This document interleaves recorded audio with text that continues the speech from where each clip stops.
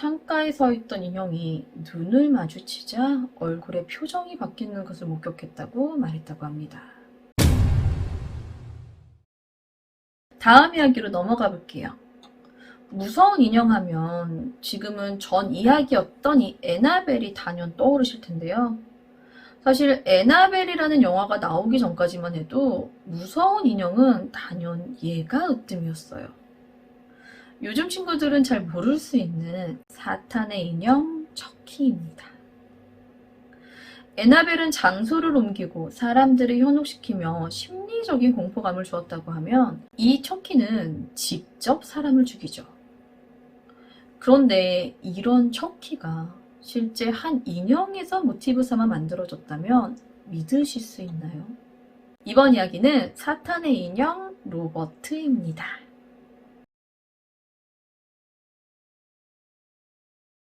이 로버트 인형의 첫 주인은 한때 키웨스트의 화가이자 작가인 로버트 유진 오토로, 이 인형은 현재 미국 플로리다주 키웨스트의 이스트 마텔로 박물관에 전시되어 있다고 합니다.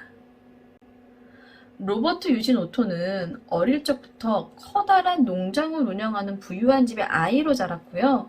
집안에는 여러 고용인을 두고 생활했다고 합니다. 사실 유진의 부모가 고용인들에게 학대와 차별을 일삼은 탓에 고용인들은 고용주를 별로 좋아하지 않았는데요. 1906년 유진이 5살이 되던 해 바하마 출신의 유모로부터 한 인형을 선물 받게 됩니다. 유모가 직접 만들어준 인형은 당시 유진의 키와 비슷했으며 모습도 매우 흡사해 유진이 이 인형을 매우 좋아했고, 또 그런 유진의 모습에 유모가 매우 흡족해합니다. 이 유모는 평소 유진의 부모에게 지속적인 무시를 당하며 깊은 앙금이 쌓여 있었는데요. 유모는 흑마술과 부두 주술에 능한 사람이었다고 합니다. 이런 유모가 유진과 똑같이 생긴 나무 조각으로 채워진 봉제 인형을 선물했다면 어떤 의도로 주었을지 충분히 아시겠죠. 이런 사실을 알 리 없는 유진은 인형에게 이름도 자신과 같은 로버트라고 지어주며 자기가 입는 옷을 인형과 바꿔 입으며 친구처럼 함께 놀았다고 합니다. 그 나이 때 아이들이 그랬던 것처럼 가족들에게도 마치 로버트가 살아있는 것처럼 이야기했고 인형과 자주 대화하기도 했다는데요. 어느 날부터인가 집안에 오싹한 기운이 들기 시작합니다. 유진은 로버트 인형과 종종 이야기를 나누곤 했는데 갑자기 다른 목소리가 들려올 때가 있었다고 해요. 유진의 부모는 처음에는 유진이 목소리를 바꿔 1인 2역을 하고 있는 것이라 생각했지만 점점 시간이 지나면서 인형이 이야기하고 있었다는 것을 알게 됩니다. 유진이 없는 공간에서도 이 목소리가 들리기도 하고 웃음소리가 들리기도 하고 또 가끔은 묻는 말에 대답하기까지 했다고 하는데요. 유진의 가족들이 외출을 한 빈집에서는 창문가에서 혼자 움직이는 인형을 봤다는 이웃들의 목격담이 이어졌고, 밤중 소름 돋는 웃음소리를 듣기도, 또 어떤 이웃들은 창가에 서 있던 인형이 눈을 마주치자 얼굴의 표정이 바뀌는 것을 목격했다고 말했다고 합니다. 밤이 되면 종종 유진의 방에서는 쿵쿵거리는 소리와 소름 돋는 웃음소리가 들리기도 하는데요. 하루는 한밤중 누군가가 비명을 지르는 소리에 부부가 잠을 깹니다. 즉시 유진의 방으로 달려가 보는데요. 유진의 힘으로는 움직일 수조차 없을 만큼 무거운 가구들이 유진의 침대 위를 덮친 형태로 쓰러져 있었고, 그 속에 유진은 겁에 질린 채 로버트 인형이 한 짓이라고 말했다는 겁니다.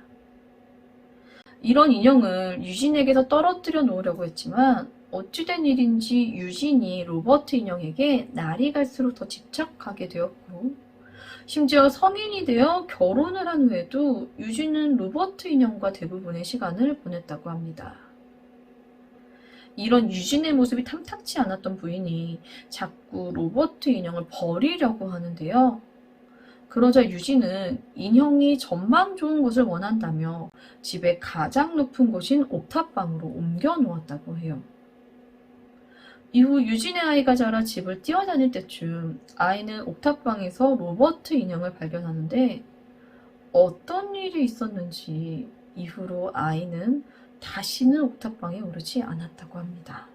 여기까지만 들으면 애나벨에 비하면 별것도 아니잖아 라고 느껴지실 텐데요. 이 로버트가 본격적으로 유명해진 건 유진이 죽고 난 이후부터입니다. 1974년 유진이 세상을 떠나고 3년 후 유진의 부인까지 생을 마감하자 남겨진 유진의 자녀들은 그 집 옥탑방에 있는 로버트의 존재를 잊은 채 집을 팔고 다른 곳으로 떠납니다. 이 집은 미어트 로이터라는 남자가 사게 되고 이 로이터 가족이 이 집으로 이사를 오게 되며 인형을 발견한 미어트의 딸이 로버트의 새로운 주인이 되었는데요. 이 미어트의 딸은 로버트 인형이 움직이는 것을 직접 보았고 심지어 인형이 자신을 죽이려 했다며 인형을 멀리합니다.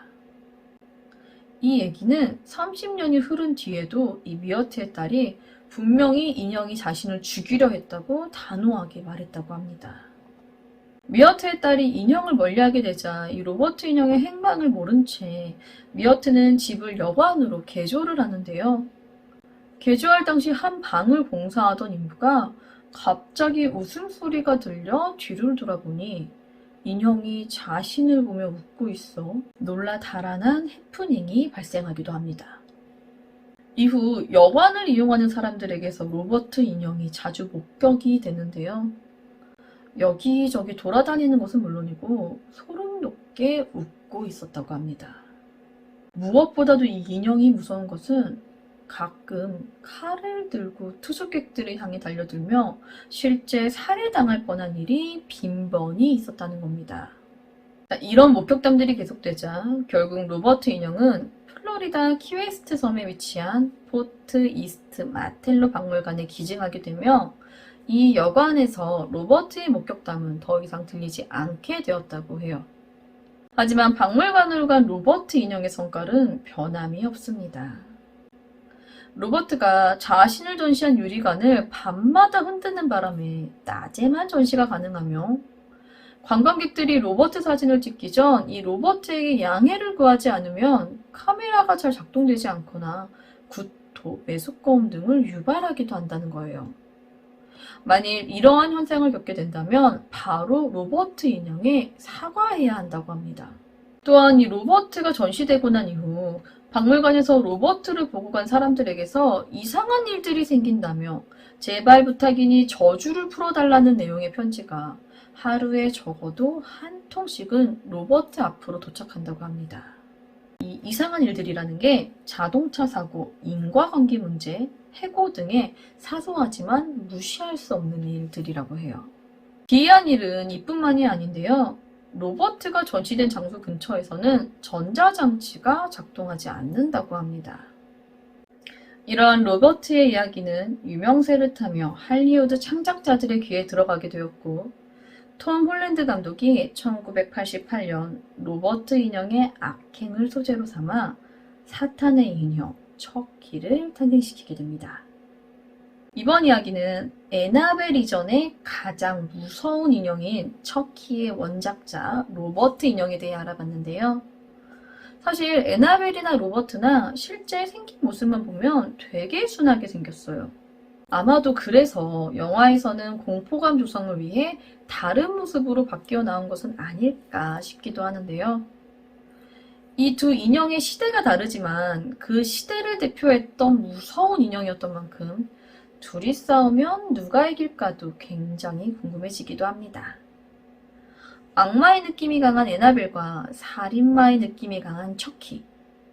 여러분들 생각엔 과연 누가 이길 것 같나요? 자, 이번 이야기는 여기까지고요.